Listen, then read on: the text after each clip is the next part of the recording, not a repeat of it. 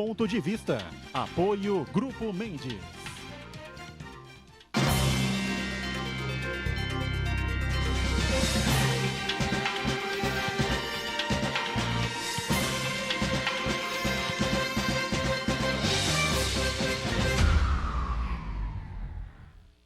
Olá, estamos abrindo mais uma edição do nosso Ponto de Vista, você acompanhando sempre a gente neste horário de 1h30 da tarde, programa sempre ao vivo com as figuras importantes aqui da cidade e da região, gente que é notícia, é sempre um conteúdo importante para passar a você que nos acompanha à 1h30 da tarde e confere sempre também de segunda a sexta a nossa reprise a partir das 8 da noite, não é? Personalidades da cidade e da região debatendo os temas da Baixada Santista e, claro, os assuntos importantes, não é? A nível nacional também. Segurança Pública, mais uma vez em destaque, em pauta aqui no Ponto de Vista, com prazer recebendo o comandante do DEINTER 6, que envolve aqui a nossa região metropolitana da Baixada Santista e o Vale do Ribeira também, o delegado Gaetano Vergini, e nos dá o prazer da participação com a gente nesta sexta-feira. Ô Gaetano, tudo bem? Prazer revê-lo, hein? Obrigado pelo convite.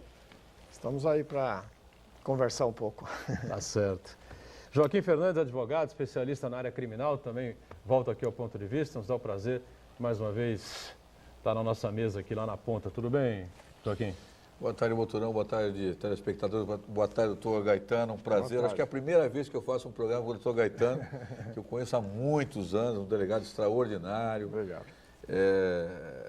De casos de grande repercussão na cidade, hoje comandando o departamento aqui, o DEINTER 6, não é? O Veloso, agora blogueiro, né, Veloso? Agora comandando um blog, e o Marcos Santana. De qualquer forma, né, Marcos? Nós estamos hoje, mais uma vez, em maioria nessa sexta-feira. Não está absolutamente proibido o assunto futebol nesta abertura, porque, afinal de contas, o peixe está reagindo, né?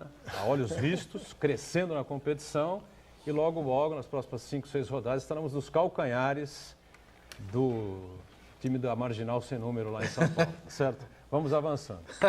Eu gostei disso. Eduardo Veloso conosco aqui, jornalista Boa. importante aqui da cidade, da região, uma das referências na área policial, repórter de A Tribuna há muitos anos, agora blogueiro também, né, Veloso? Tudo bem? Tudo bem, Boturão.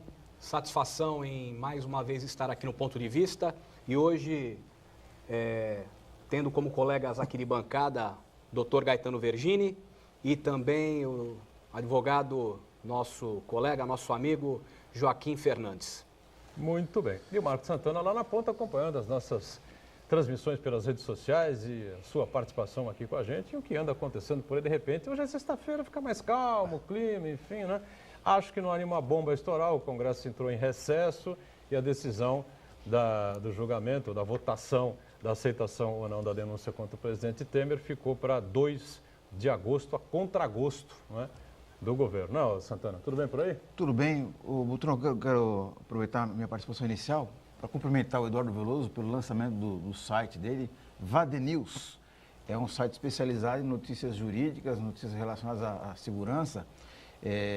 Eu queria que o Eduardo contasse um pouquinho sobre a ideia de lançar esse site, qual o objetivo dele e a que público se destina. Eu já andei dando uma boa olhada ali, fiquei bem satisfeito com o material ali, além das reportagens da qualidade que a gente já conhece do Eduardo Veloso, também vários artigos de especialistas. Queria que você falasse um pouquinho sobre o site para a gente e até convidar o nosso público para conhecer o site, VADNews.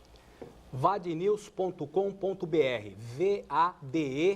VADENEWS.com.br. A gente também tem a nossa fanpage, Portal VADNews, e como você bem falou, Marcos Santana, é um site especializado em assuntos jurídicos, não são apenas informações da área do direito penal, mas também contempla outras áreas do direito. O público-alvo, operadores do direito e as pessoas em geral. Por quê? O que regem as relações humanas, né? As relações em sociedade é o direito. E sendo assim, serão sempre abordados assuntos de interesse, de relevância para todas as pessoas. Muito bem. Quer completar isso, Antônio? Isso, eu queria convidar as pessoas que estão acompanhando o programa ao vivo, participar do programa, nossa pergunta, crítica, sugestão, pelo Facebook. Ponto de Vista com Edgar Buturão ou e-mail, contato@pontodevista.tv.br. E você que nos acompanha na reprise, uma boa noite. Pois é, a gente sempre fala que no final do programa ao vivo, às 12h30 para a reprise às 8h, uma série de acontecimentos estão aí pipocando, né, ao longo da tarde, aquele horáriozinho básico de 6h30, 6h45, o bicho pega, né, no país, né? Mas hoje é sexta-feira, né? Eu acho que o que tinha que acontecer essa semana já aconteceu. Semana que vem talvez seja um pouco mais morna, sabe-se lá, né? Porque o Procurador-Geral da República disse há 15 dias aproximadamente, né? Enquanto tiver bambu, lá vai flecha, né? Bambu ele ainda tem, né? E flecha, pelo jeito, também está azeitadinha ali para soltar a qualquer momento. De repente, segunda-feira, hoje acho que não, mas segunda-feira sai uma flechada aí de novo em cima do Palácio do Jaburu, né? Vamos aguardar. Você já entrevistou o Gaetano Vergini para o seu site, Veloso?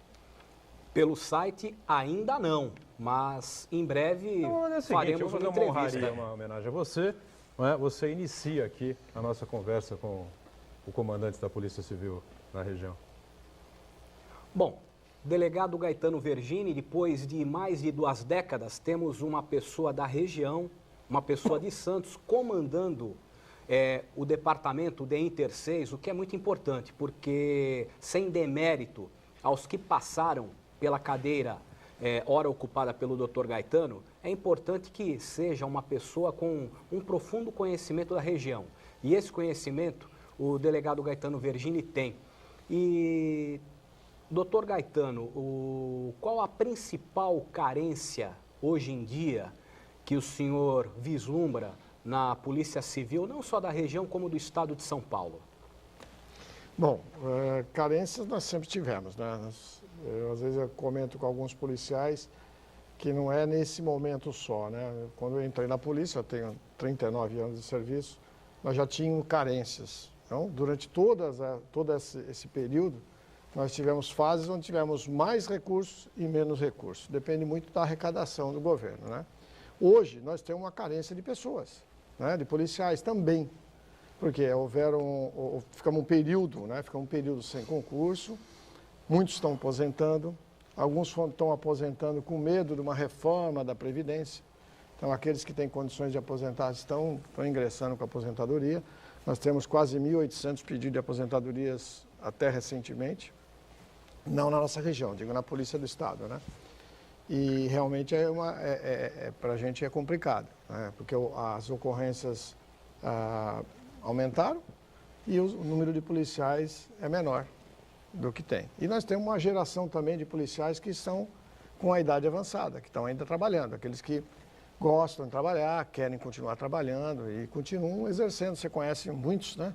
Que a gente chama equipe sexy, que é sexagenária, né? Equipe sexy. Eles trabalham mesmo mais de 60 anos, estão trabalhando à noite, sábado, domingo, feriado, né? São pessoas que são apaixonadas pelo que fazem. E realmente agora temos turmas na academia, nós temos cerca de 320 e poucos inscrivães, uns 130 investigadores e 80 delegados que estão formando e em breve estão sendo distribuídos para todo o estado de São Paulo. E já existe um pleito da Delegacia Geral, junto ao governo, pedindo a abertura de novos concursos. Então nós estamos na expectativa de serem abertos novos concursos. E a região da Baixada Santista, Litoral Sul, Vale do Ribeira, ou seja, a área do DEINTER 6, ela será bem contemplada com esses novos policiais que estão atualmente em formação na Academia de Polícia? Olha, eu posso dizer que nessa gestão da Delegacia Geral, o Dr. Youssef, ele tem sido bem justo com todas as regiões. Ele tem dividido proporcionalmente. Agora, recentemente, nós recebemos mais 11 investigadores para todo o DEINTER, né? Se for na academia, eram policiais de outras carreiras que fizeram uma academia mais curta e se formaram antes. Então, nós já recebemos 11 desse aqui, faz uns 10, 15 dias. Então, nós tivemos que mandar para Jacupiranga, Registro, Itanhaém e Santos. Santos, seccional de Santos, 6 municípios, foram contemplados com 5 policiais, 5 investigadores. Não é o suficiente, mas se vem dessa forma, já é alguma coisa. Isso foi dividido. Continua vindo, né? E continua vindo. Na verdade, assim, ele está fazendo uma divisão proporcionalmente. Então, o DECAP, que é um departamento que tem quase 5 mil, toda a capital, recebe um número maior de policiais, porque eles precisa mais. Então ele está fazendo uma divisão bastante justa, ao contrário que nós vimos em gestões de anos e anos atrás, né? Quando eu era delegado aqui operacional, que nós passamos muitos anos sem receber nenhum policial, porque determinado governante era de uma região e ele pegava a turma inteira dos policiais e mandava para aquela região. Então, uma época era Campinas, foram lá, quase 200 policiais saíram da academia, foram todos para Campinas. E isso não está acontecendo. Não não, né? É. Exatamente. Coincidentemente era ele. Então, nós estamos hoje... Deus hoje, não tem em bom lugar e tal, né? Hoje, graças a Deus, ela está sendo dividida de forma justa. Todos estão recebendo proporcionalmente ao tamanho do departamento. Né? Eu sei, e a gente pleiteia sempre, que o litoral é um departamento diferente, porque nós temos uma temporada, né? E o número de turistas que vêm para a região, a gente espera sempre que venham mais, né? Por isso que... E até digo mais, não é uma temporada, é um simples final de semana, Isso. com chuva inclusive, porque quem tem imóvel de veraneio aqui na Baixada Santista e mora próximo, São Paulo ou Campinas mesmo, né? Num raio de 250 quilômetros, basta chegar o final de semana, ainda que de frio e com chuva, para descer. Então não é só aquela população flutuante da temporada de verão, mas de todo final de semana, que realmente tem um afluxo maior, uma demanda maior para a polícia é necessário para dar conta disso tudo. A pessoa que foi estudar fora, acabou casando fora, tem filhos, enfim, mas tem os pais aqui, enfim, a casa dos pais está aqui sempre à disposição, eu canso de ver isso, né? Sexta-feira à noite o pessoal desce aqui mesmo, acabou, desce com as crianças. Queremos que mais pessoas venham, né? Porque a região precisa do turismo, não tem dúvida, né? Precisamos estimular mais turistas. Agora, o que causou muita polêmica, né? A gente debateu isso aqui algumas vezes, né? Aproveitar que o Gaetano Vergine está conosco nessa edição também, foi o fechamento de algumas delegacias durante o final de semana, exatamente por esse tipo de problema, né? Então, foi o terceiro distrito, Terceiro, da Ponta da Praia. Na verdade, o terceiro distrito já funcionava com um escrivão e um investigador. Se a gente pegar um número de ocorrências que são feitas lá, ele faz, em média, 2 BOs e meios por noite. Então, você deixa lá um investigador e um escrivão para fazer 2 boletins e meio de ocorrência. Se nós tirarmos o que é feito, que são de competência de outra área, por exemplo, é 1,5, porque um BO é da área do quarto, um BO é da área do segundo, um é do terceiro, porque eles têm que fazer. A pessoa vai na delegacia, tem que ser feito o BO. Então, nós temos a média de 1 BO e meio, quer dizer, são 2 pessoas sendo atendidas e nós deixamos lá um investigador e escrivão a noite inteira, trabalhando.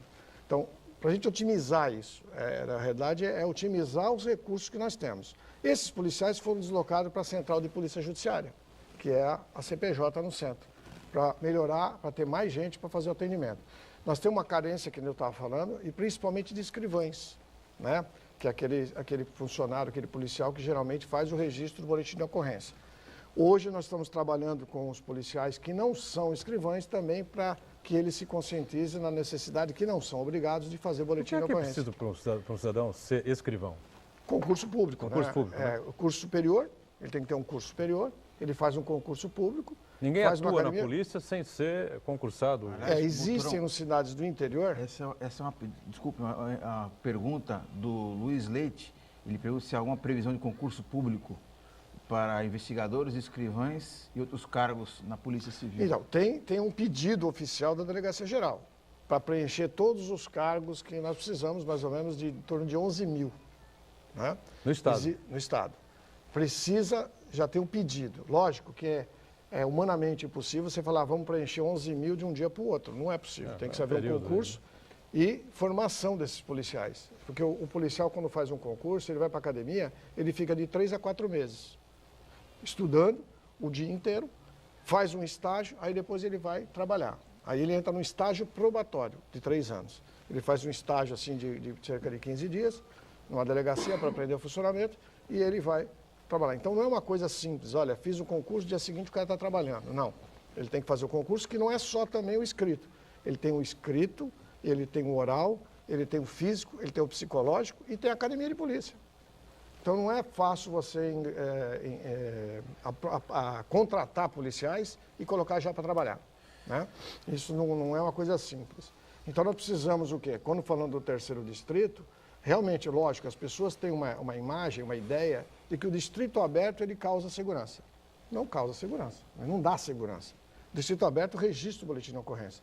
E tirando ainda que esses boletins de ocorrência, se a gente colocar aqueles que podem ser feitos pela internet, você vai para um BO, às vezes nenhum boletim de ocorrência é feito à noite, que a pessoa pode fazer. O terceiro distrito é uma área um pouco mais privilegiada do que os outros, né? As pessoas que moram lá, algumas vezes têm internet, né? Então é possível fazer essas ocorrências lá também. A distância do terceiro distrito para o sétimo, que fica aberto, não dá 6 quilômetros e pouco. Né? Então é possível até a pessoa se deslocar até o sétimo DP, se não tem a central de polícia judiciária. Existem estudos... Sétimo ali perto na costa, né? Isso. Não, né? Em Bauru, em Presidente Prudente, sabe o que eles fizeram? Fizeram uma reengenharia, que hoje não está mais fazendo. Então, num prédio só, em Presidente Prudente, eles colocaram 6 distritos policiais, trabalhando com uma central de atendimento. O índice de resultado positivo foi para 400%, maior número de esclarecimentos. Por quê? Porque você concentrou forças. Então, só tem um cartório central para receber, só tem um protocolo. É completamente diferente do que existe aqui. Isso. Não é? Não, hoje não. Hoje nós temos o terceiro, temos o segundo, o primeiro. Vamos concentrar tudo num...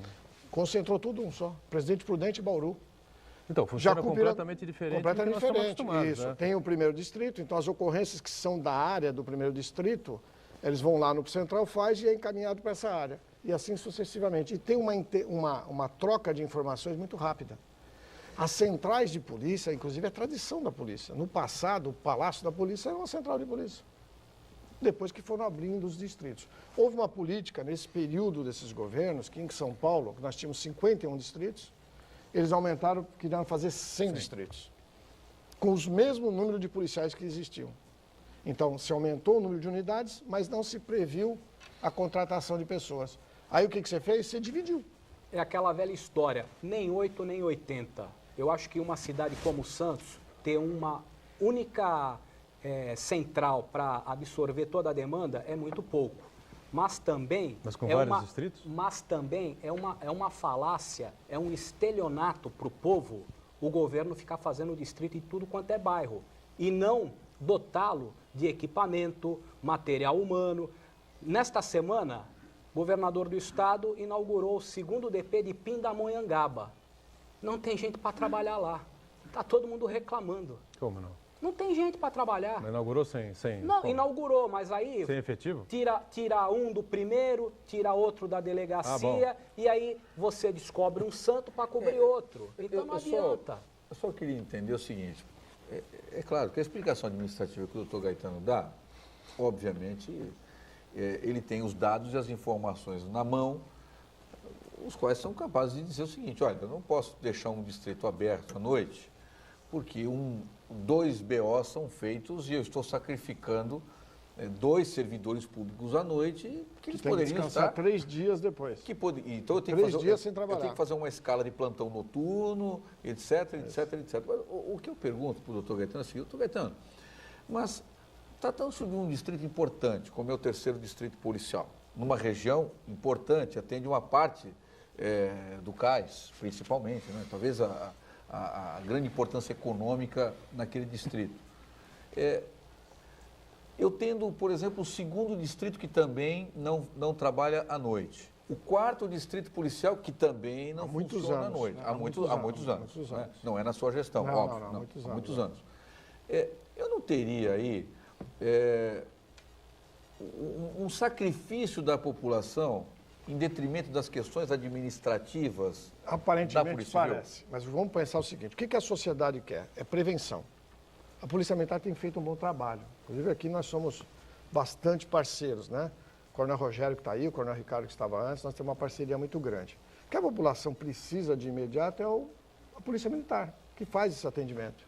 Que é esse policiamento, essa segurança. O distrito policial cabe registrar e investigar esses crimes. Então, na verdade, é um trabalho de primeiro momento, é um registro. Né? Esse registro, dependendo das pessoas, tem alguns crimes que agora pode ser feito pela internet, a própria Polícia Militar já registra alguns, e a Central de Polícia Judiciária e o 7º. Então, hoje, você não tem assim totalmente abandonado os Santos, né? Então você tem a Central de Polícia Judiciária, você tem o 7º DP, você tem a internet, você tem a Polícia Militar para registrar. O que cabe a nós temos que aumentar o número de pessoas para fazer investigações. Para a gente aumentar o número de esclarecimento de crime e prisões desses autores. É esse que é o nosso grande objetivo. O policiamento cabe à Polícia Militar, que tem feito o máximo possível, a gente observa aí pelo que eles têm feito, também com dificuldades que eles também estão enfrentando, como nós, é claro, e nós temos que ser realistas, né? Outros estados, não querendo comparar, mas comparando, os outros estados estão muito pior que nós. Se nós pensarmos aqui, o nosso estado, pode falar o que for, todos os funcionários públicos recebem um salário. Não sou partidário, não sou candidato a nada. Não, claro que não. Não sou do PSDB, mas o nosso governador tem honrado todas as despesas. O pessoal reclama muito dos valores que o Estado paga. Enfim, falta de aumento nós temos aqui há pelo menos há 3 anos. Complicado, né? Isso é uma realidade. Mas o Estado não paga bem. O governador tem honrado o pagamento de todos os funcionários, 13º, férias. Em outros estados os caras não estão recebendo salário. Então a crise não é só São Paulo, né? O Brasil inteiro. E São Paulo, graças a Deus, nós podemos dizer que nós temos um salário em dia, todos os nossos direitos. Funcionário, está sendo feito concurso, está sendo pedido, os concursos estão sendo nomeados, está sendo suprido. É o que nós gostaríamos? Claro que não. Eu gostaria de ter o 3º aberto, de ter o 4º aberto, de ter equipes para fazer um pronto atendimento de investigações. Tanto que a gente criou, e o Veloso participou disso, da criação do setor de homicídio, né? Junto com o antissequestro, aproveitamos... Que vem fazendo um trabalho excepcional. Exatamente. Nós aproveitamos aqueles policiais que eram bons na investigação de sequestro para investigar homicídios e latrocínios, dentro de um critério, porque eles não têm condições, com 12 investigadores, investigar todos os homicídios da região. Mas eles estão investigando os que têm vítima no local. Então, nós estamos tentando otimizar os recursos, né? É essa a realidade. Vamos para o intervalo, então, rapidamente. A gente volta já para continuar falando sobre as dificuldades aqui da Polícia Civil, informações importantes, aproveitando a presença aqui do nosso Gaetano Vergini. Já.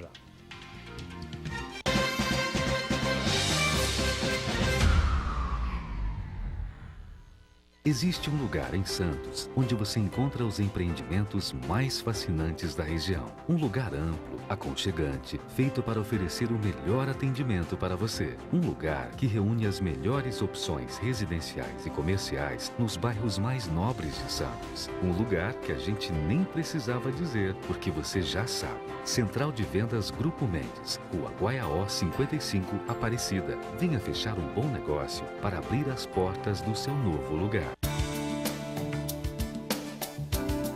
O sucesso de um evento depende de várias coisas e de várias etapas. Ele começa com o conceito mesmo, depois ele passa pelo mailing, é isso mesmo, os convidados, quem misturar, como convidar gente que se complementa, seja num evento grande ou pequeno, principalmente evento bom, comercial, é aquele evento que não dura muito mais do que 1 hora e 15 minutos cravado. Essa e outras dicas você pode aprender nos nossos cursos à distância. Inscreva-se já!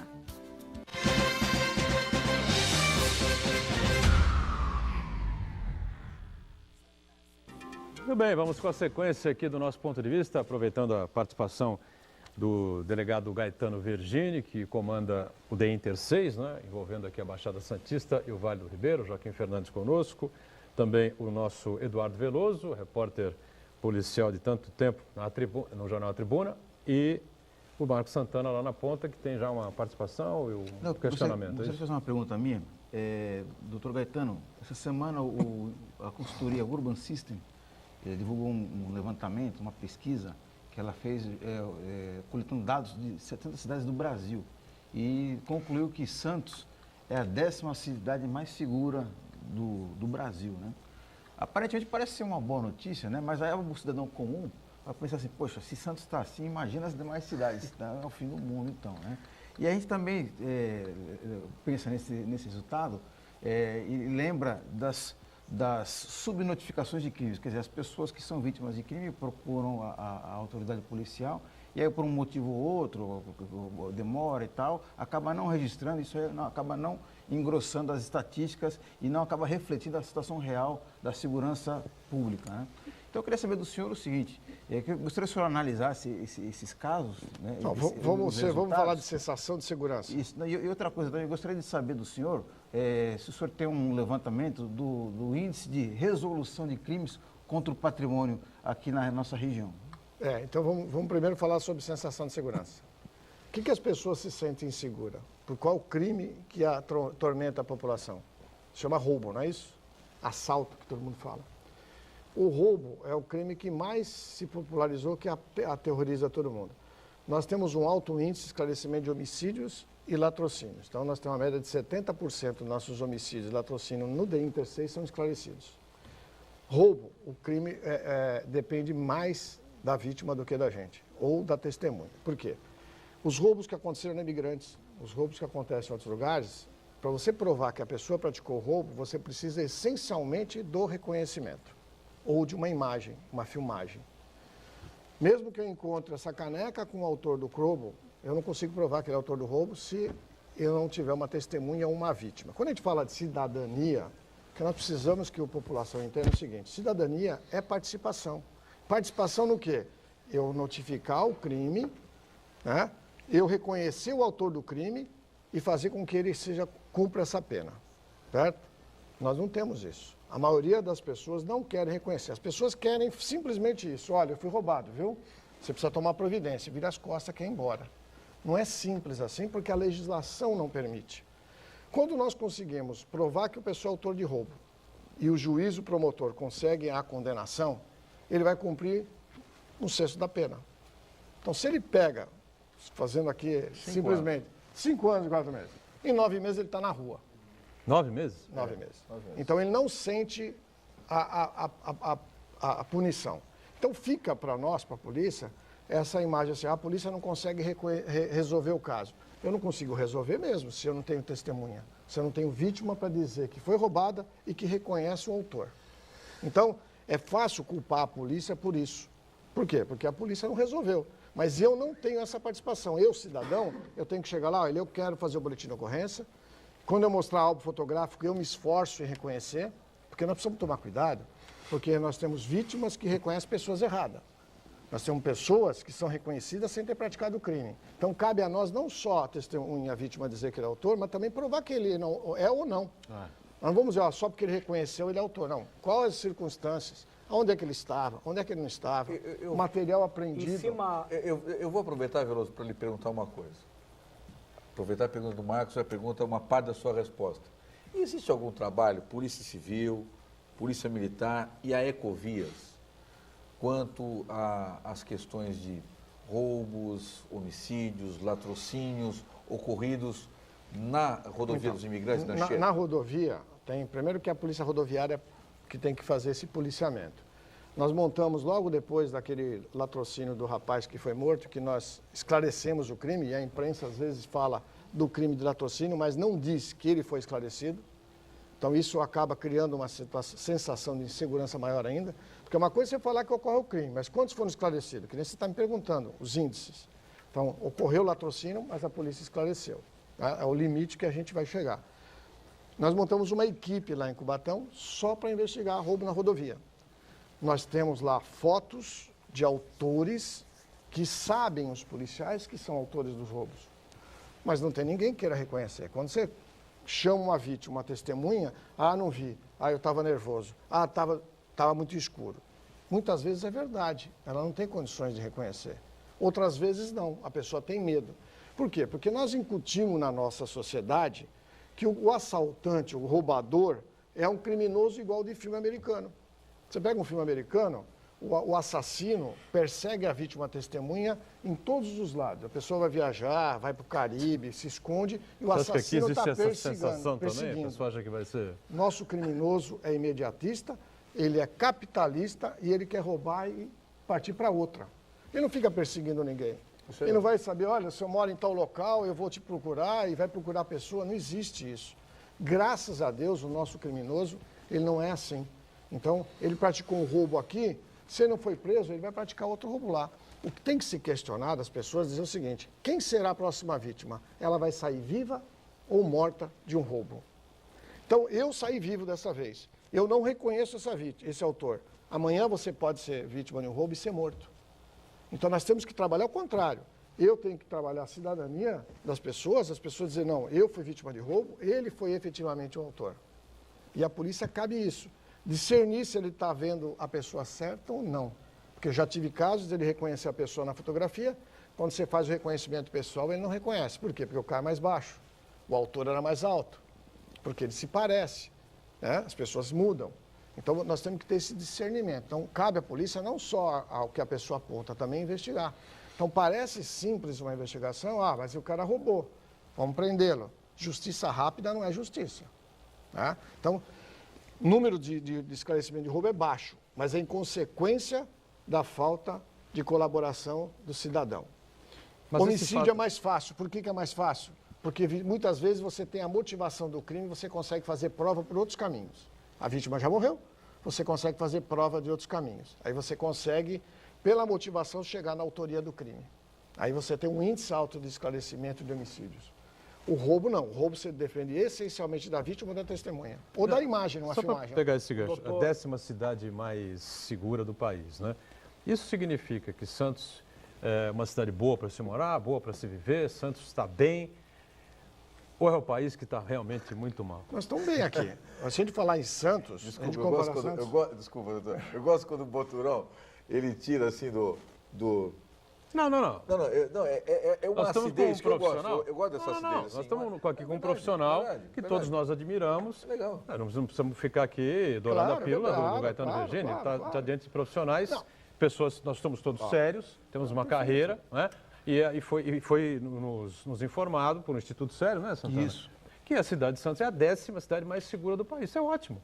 Agora, isso é bom mesmo? O nível nosso é bom? Ou é porque o país está numa situação degradante? Não, assim, nós temos regiões e regiões. Santos é um lugar que você consegue andar, você vai para a praia, você anda, você não vê roubos assim como a gente imagina. Muitas vezes agora estou mostrando no Rio de Janeiro. É verdade. Agora, será que o Rio de Janeiro, as pessoas também, todas elas estão sendo roubadas, assaltadas? Não deve ser bem assim. Tem os casos? Claro que tem. Tem as imagens para comprovar isso. Mas agora, doutor, é sintomático, por exemplo, você vai para o Rio de Janeiro, você encontra um policial militar na rua, ele está com uma metralhadora. Um fuzil, né? Aqui não, aqui tem o policiamento, ainda, por enquanto, né? Ele normal, apenas com um revólver, né? É. Então, essa sensação também é um choque muito grande também, né? Desculpe interromper o doutor Gaetano, mas a circunstância da violência urbana no Rio de Janeiro é diferente da sensação da violência urbana em São Paulo. Claro, por enquanto, né? Seja pela geografia, seja pelo tipo de policiamento militar que é feito lá. O policiamento militar lá é quase paramilitar. A incursão aos morros, o tipo de trabalho de policial militar lá no Rio de Janeiro, das forças tidas como especiais, difere da rota e do choque, por exemplo, que tem um outro tipo de trabalho de prevenção de crime urbano, não é de guerrilha urbana. Aliás, o Tropa de Elite 3, ele não teve sequência, acabou não acontecendo, né? Pelas ameaças sofridas pelo escritor, pelo autor, pelo diretor, não é? Você lembra o nome dele, Santana? Padilha. Zé Padilha, né? Ele, recentemente, nós estamos em casa comentando a respeito dessa coisa, enfim, um dos meus filhos puxou lá as declarações do Padilha dizendo claramente, né? Que a família inteira foi ameaçada. Bom, também quando ele produziu o filme já sabia o que vinha pela frente, né, Veloso? Teve que mudar de país, né? Eu queria fazer uma observação em cima da fala do Dr. Gaetano, quando ele fala com propriedade que realmente há vítimas que não agem com aquela cidadania esperada, porque o roubo que ela sofreu, ela foi a vítima em particular, mas a sociedade como um todo tem todo o interesse, né? Coletivo no esclarecimento e na prevenção daquele tipo de delito. E, assim, pessoas que são cômodas, vamos dizer assim. Mas também, eu acho que por parte da maioria das vítimas, existe, na realidade, um fundado temor e um fundado descrédito em relação às nossas leis, em relação ao poder judiciário.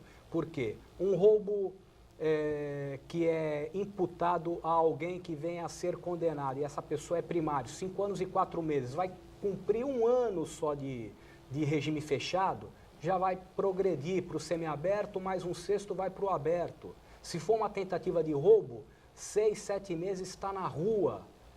Então isso daí a pessoa, a vítima, ela fica realmente receosa de reconhecer e amanhã se deparar com o ladrão que a roubou há pouco tempo atrás na esquina da sua casa, na padaria, na praia.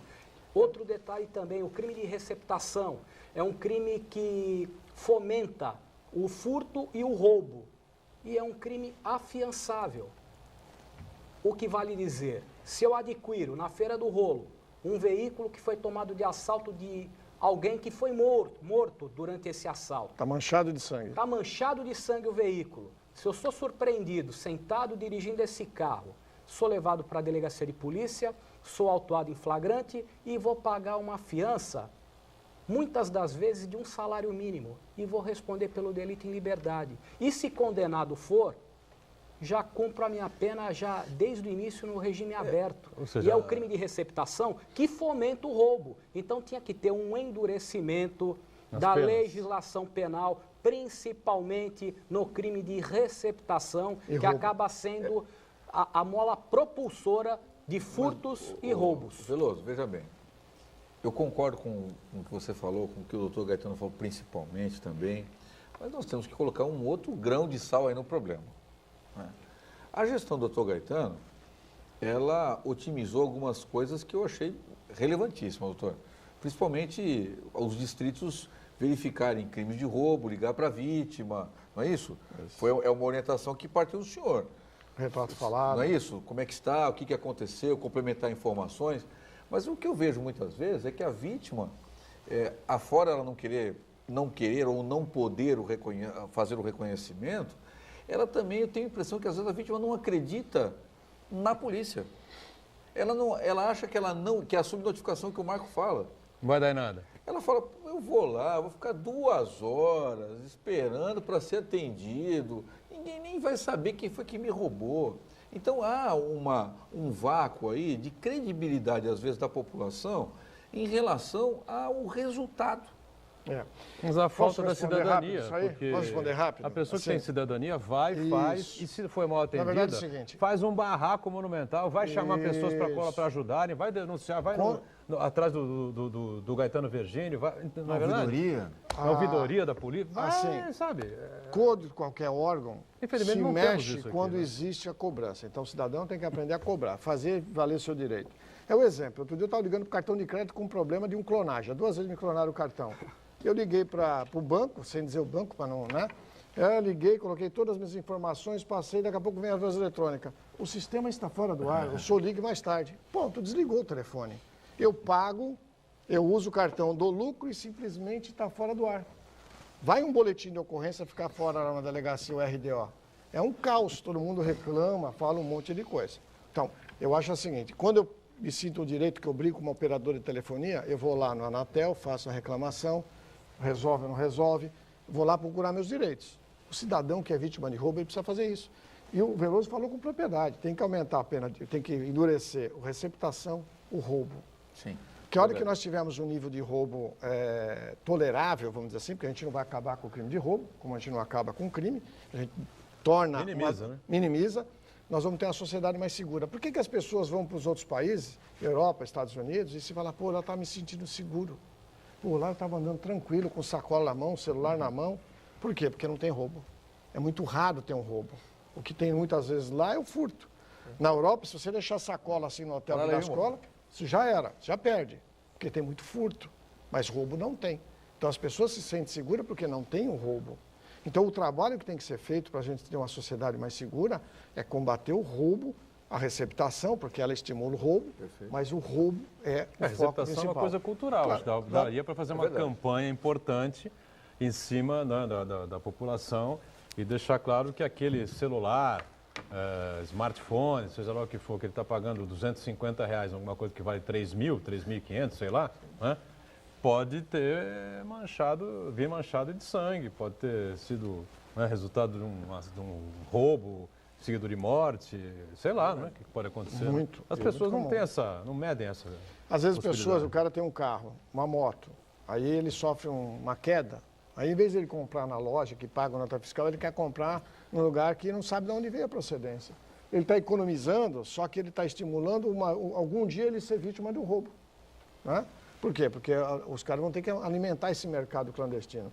Então, se nós fizermos... Eu tenho feito isso, eu trouxe o programa também que o DHPP usa de retrato falado, e nós colocamos nas 4 seccionais, que é um retrato falado que é feito por parte de rosto de pessoas brasileiras. Então, um perito do DHPP, ele pegou óleos, vários tipos de óleos, rosto, cabeça, tal, cabelo, bigode.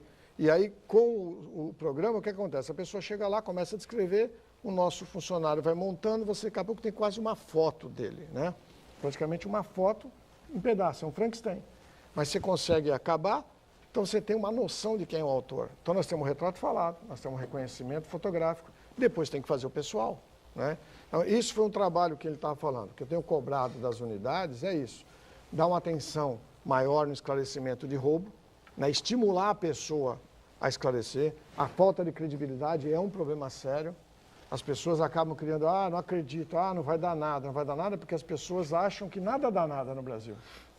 Infelizmente é um momento de descrédito total, amplo e restrito. Vamos fazer um intervalinho? Mais um e a gente retoma a sequência aqui do Ponto de Vista, já já.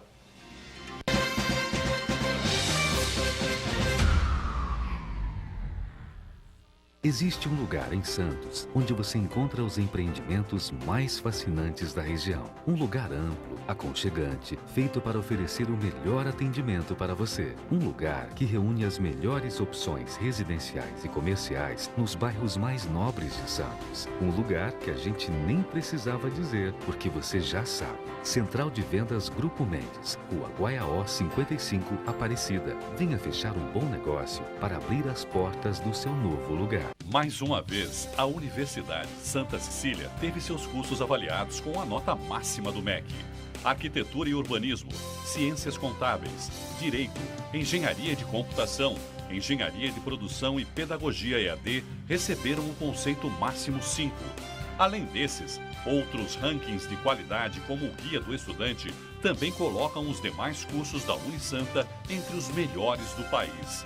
Parabéns, diretores, coordenadores, professores, alunos e funcionários da Universidade Santa Cecília. É credenciada pelo MEC com o conceito institucional 4 numa escala de 1 a 5. Unisanta, excelência no ensino há 56 anos.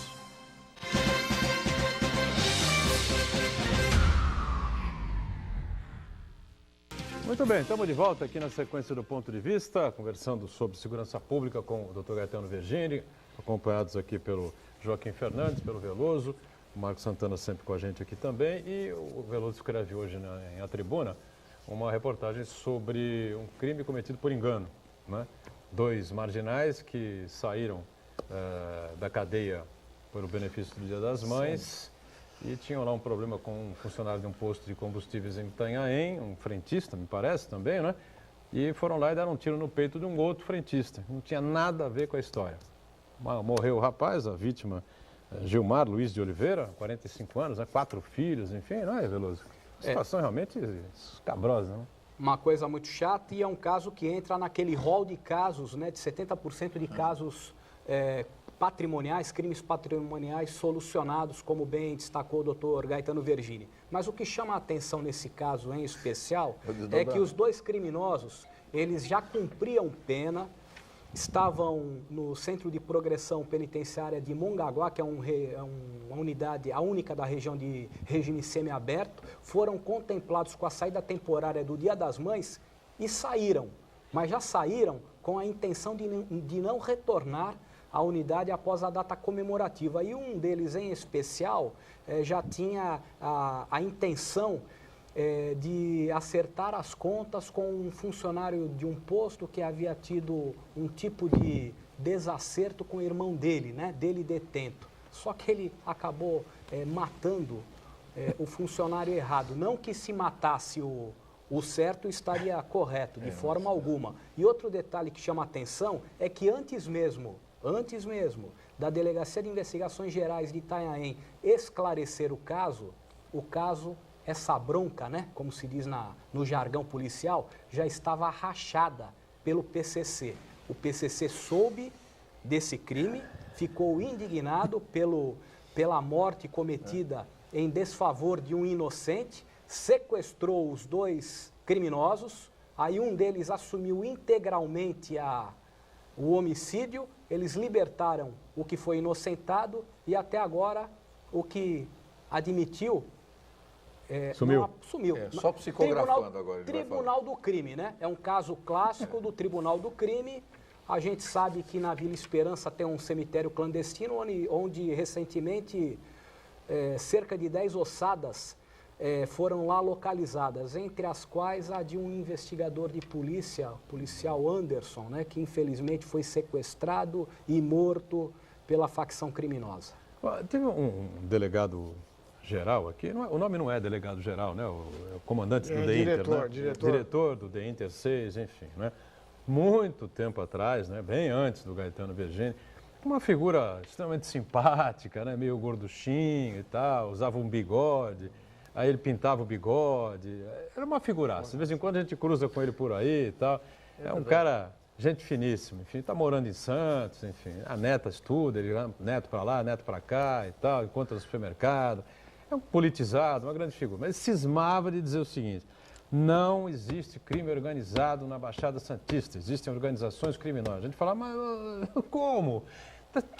É a tal história do porco. Tem cara de porco, focinho de porco, orelha de porco, pata de porco, rabo do porco, corpo do porco, mas cheiro não de é porco. Mas não é porco. Não é. Aí agora não adianta mais dizer que não é, né? Na verdade, o que o Veloso falou. Há muitos anos existe, já, né? Existe assim, essas organizações criminosas que estão em vários lugares, né?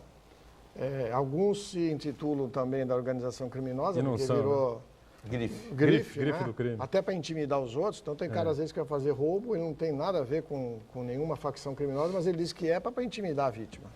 Então, existe, claro que existe, eles na verdade estão na cadeia, aqueles que comandam estão na cadeia. E nós temos feito o combate costumeiramente, né? Não só nós, como a Polícia Militar e várias polícias. Agora, o problema é sério, porque esse caso, por exemplo, que o Veloso relatou, está encerrado? Não. Então, isso eu não sei. Isso que ele está falando é informações do repórter investigativo. Tá. Eu não posso falar oficialmente, porque é investigação do nosso repórter, né? Mas para a Polícia Civil já está encerrada. A doutora Evelyn Gonzalez Gagliardi, já esclareceu, ela já dá o caso por encerrado, liquidado, inclusive já representou pela preventiva de um que foi capturado, que já está de volta para o sistema prisional, que alega que apenas emprestou a arma de fogo para o comparsa atirar no frentista. E esse que assumiu a autoria do disparo, né, desapareceu. E eu acho que já era. Eu vou aproveitar e perguntar ao doutor Gaetano. Doutor Gaetano, recentemente, há cerca de, salvo engano, uns 10 dias, o Tribunal de Justiça Militar de São Paulo decidiu que homicídios seriam de responsável. A investigação de homicídios envolvendo PMs continuaria, segundo o tribunal, por uma interpretação XYZ que eles cometidos deram. Por PMs ou sofridos? Não, cometidos por PMs. Cometidos por PMs. Só para esclarecer ao telespectador, por definição constitucional, os crimes comuns, o crime de homicídio praticado por PM é a competência do Tribunal de Júri, do Júri, Tribunal de Justiça do Estado de São Paulo. Não tem nada a ver com Justiça Militar. O Tribunal de Justiça Militar de São Paulo editou uma resolução dizendo que a investigação dos homicídios envolvendo PMs permaneceria, de acordo com cada caso, se iniciado assim, nas mãos da Corregedoria da Polícia Militar. Eu queria saber do senhor qual é, embora eu já imagine até qual vai ser a resposta, mas eu tenho que perguntar, qual é o entendimento do senhor sobre este posicionamento do TJM de São Paulo sobre a investigação de homicídios de PMs? Você já sabe a resposta, né? A investigação de crime comum, né? Tanto que em São Paulo ainda o Departamento de Homicídio está investigando os crimes, né? Isso existe aí algumas interpretações, que nem você falou, o que é crime militar, o que não é crime militar. Então, existe esse entendimento, essa discussão que é jurídica, vamos dizer assim, né, que eles estão dando. Para mim, é crime comum que está sendo investigado pela Justiça Estadual comum, não tenha dúvida disso. Santana, pois não. O doutor Virgínio, primeiro eu quero registrar a participação do Uriel Vilas Boas, que ele sugere que autoridades de segurança, prefeitos, deputados, vereadores, usem o mesmo método adotado na área pessoal da área da saúde, que foi até Brasília, em caravana, reivindicar mais verbas, e façam a mesma coisa junto ao governo do Estado e também ao governo federal, né? Participação do Uriel Vilas Boas. E eu queria fazer uma pergunta para o senhor. Na semana passada a gente recebeu aqui a delegada Marta Virgini, que o senhor deve conhecer muito bem. De longa data. De longa data. E eu lembrei aqui um caso de policiais do DENARC de São Paulo que foram presos porque eles furtaram 1.500 quilos de cocaína pasta base. Eu vou dizer uma coisa para você sobre isso. Tem 90 dias de gravações que provam que não teve isso. Isso foi dado, está lá à disposição para quem quiser ver. Tem a sala do DENARC tem 10 câmeras que foi instalado pelo diretor que está lá. 90 dias que esse policial... É o Rui Fontes. 90 dias de gravação que prova que o policial suspeito nem chegou perto da droga. Isso é a partir de uma denúncia, de uma delação premiada, que o cara diz que um policial falou que o outro policial entrava na sala do DENARC com uma mochila e saía com droga. Então você imagine quantas viagens ele teria que fazer com uma mochila para tirar 1 tonelada de drogas. Mas tem 90 dias de gravações que provam que não foi tirado 1 grama. Doutor, independente então, disso... Isso, na verdade, é o seguinte, o motivo que fizeram uma divulgação dessa forma, que foram buscar um caso de 2001, 2002, 2003, 2004, pessoas policiais que já foram presos, exonerados, e foram jogando para acusar um policial. Se esse policial é responsável... colocar como se fosse agora. Fosse agora. Esse policial, se ele for responsável, se as imagens que provam, que não provam, porque eles viram 90 dias de imagem, está lá à disposição para qualquer tipo de perícia e foi encaminhado ao judiciário. Que não houve essa subtração dessa 1 tonelada de drogas. Pessoal, doutor, mas eu sinto a minha pergunta, eu resgatei esse caso aí para falar sobre a questão de policiais, pessoas que se dizem policiais, que cometem crimes, e acabam até atrapalhando a imagem daquele policial sério que faz o trabalho. Isso em qualquer categoria existe, o bom e o mau profissional. Então eu queria saber do senhor o seguinte, se na Polícia Civil, quais são os mecanismos de controle de conduta dos policiais? Olha, se o senhor acha que eles são suficientes? Vou falar para você, a Polícia Civil... Existe, por exemplo, algum controle, alguma fiscalização com relação à evolução de patrimônio de policiais, de investigadores, assim uma coisa e também de uma fiscalização do nível de consumo? Porque muitas vezes o cara ganha, não sei, R$2.000, R$3.000, R$4.000, e tem um carro importado, mora numa cobertura, mora num lugar em que o valor do condomínio seria o salário dele. Existe esse tipo de controle? Eu não conheço nenhum caso assim, primeiro, né? Eu nunca vi esse caso. Isso aí é uma dedução que você está fazendo, puramente, né? Porque a Polícia Civil é a mais fiscalizada de todas as instituições que você pode existir. Nós sofremos fiscalização do Judiciário 2 vezes por ano, ele faz a correição, o juiz corregedor. Nós temos a nossa corregedoria, que é totalmente rigorosa. Nós temos o Ministério Público que faz vistoria e examina nossos casos. Né? Nós temos a população e a imprensa. Nós somos a mais visível. A delegacia está aberta, todo mundo entra lá e fiscaliza. O problema nosso é como qualquer outra profissão, que se chama generalização. Então, um policial do DENARC fez uma denúncia e aí partiu do quê? Todos os policiais do DENARC são furtadores, né, de cocaína. Um policial comete um crime que tem que ser punido, que ele é punido, costumeiramente sai exonerações, demissões aí, e policiais condenados, todos os policiais são culpados. Isso você acaba gerando na sociedade mais insegurança. Por quê? Porque nós generalizamos, e é uma tendência do ser humano, generalizar. Então, por exemplo, um jornalista me tratou mal, jornalista não presta para mim. Um médico me tratou mal no pronto-socorro, pronto-socorro não presta. Não é isso. Nós temos que ter o discernimento seguinte, há policiais bons e a grande maioria são policiais bons, a grande maioria. Só que alguns acabam manchando e a culpa não é só daquele policial, porque aquele policial é punido. Não tenha dúvida que a Polícia Civil, como a Polícia Militar, não admite policial assim que não presta. Né? Aquele que cometeu erro, agora você precisa ver que erro também, né? Quando o policial é acusado, você vê, ele não foi nem julgado, ele já está sendo acusado de ter furtado 1 tonelada de drogas antes de ser verificadas as imagens. Eu não sei nem quem é esse policial. Eu estou falando porque o diretor do DENARC me falou isso. Ele falou, tenho 90 dias para quem quiser ver, eu já encaminhei para o judiciário para ver essas imagens. Que esse rapaz não chegou nem perto das drogas, porque ele é o responsável de abrir, colocar as drogas e fechar. Ele não chegou nem perto. Não sei nem quem é, não sei nem o nome dele. Agora, esse policial foi acusado, foram buscar coisa de 10, 15 anos atrás, jogaram todo mundo no lixo. Então, o departamento de narcótico não presta. É todo mundo traficante. Olha o preço que a sociedade paga quando você acusa um departamento de polícia de serem traficantes. Não, é uma coisa perigosa, não tem O dúvida em preço é relação a muito isso. caro para a sociedade. Claro. Porque acusar é fácil. Claro.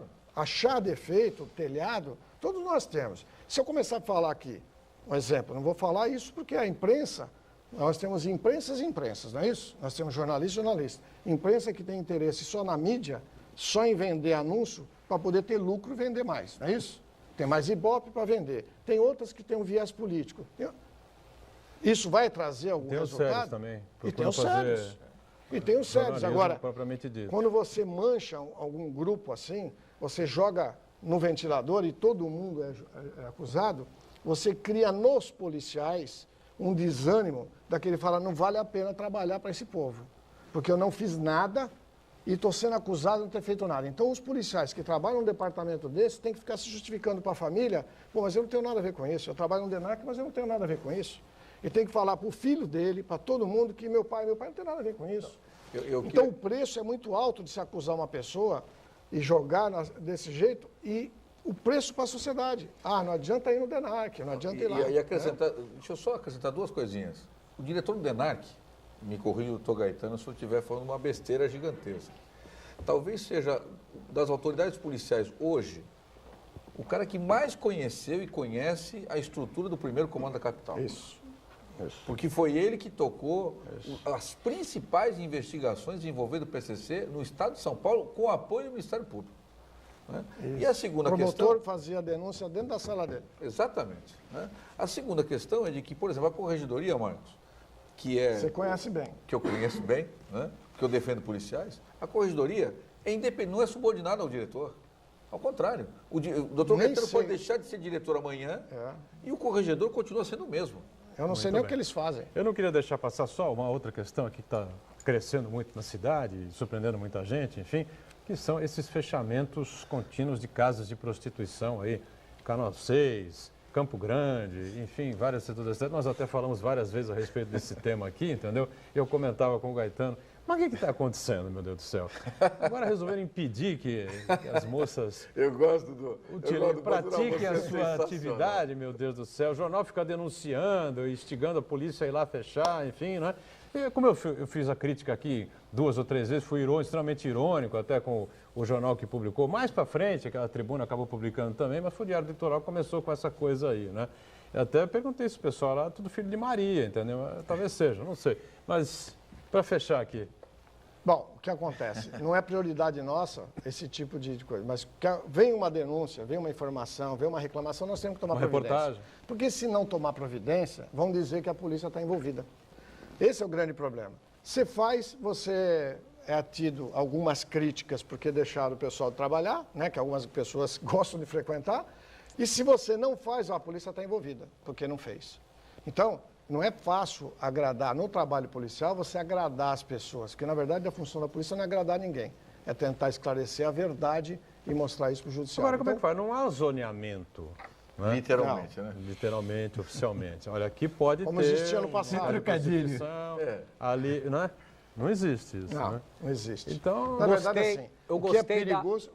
Eu gostei, me perdoe, eu gostei da resposta franca, sincera e objetiva do Dr. Gaetano. Como ele faz sempre, Disse, né? com todas as letras, não é prioridade, até porque não é prioridade mesmo Claro da Polícia que não. Civil, repressão a esse tipo de delito a menos que haja menor. socialmente tolerável e que já deveria ter sido revogado há muito tempo do Código Penal, assim como já o foi. O jogo. Tem que ser. O jogo deveria ser, né, a contravenção penal, mas o crime que foi revogado, adultério.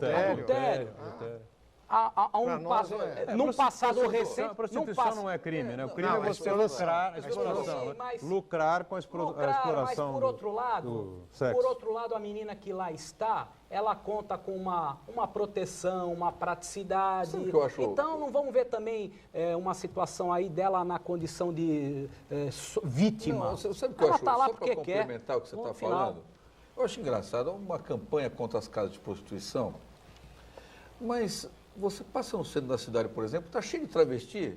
Se prender um travesti, vai dar um problema social. Vão vir organizações de tudo quanto é lugar do mundo para dizer por que prenderam um travesti que estava lá na esquina seminu. E você cometeu um ato falho agora, porque você falou, por que prendeu um travesti, né? É uma travesti. É uma travesti. Uma travesti. Obrigado pela você está É um dos dramas. Só para fechar. Você está sendo preconceituoso, E homofóbico. E essas ONGs poderão te processar. É só para fechar, né, Gaeta? É um dos dramas que a polícia enfrenta hoje em dia. Mas estamos em cima da hora, estouramos o tempo aqui. Obrigado pela participação. Obrigado. Sucesso. Obrigado. Até uma outra. O Joaquim já está acostumado aqui conosco, o Veloso também é da casa e o Marcos Santana diariamente acompanhando aí as transmissões das redes sociais. Estamos juntos de segunda a sexta-feira, 1h30 da tarde ao vivo, reprise 8 da noite aqui na Santa Cecília TV. Ia falar uma coisa, vou deixar para lá. Obrigado, gente. Tchau.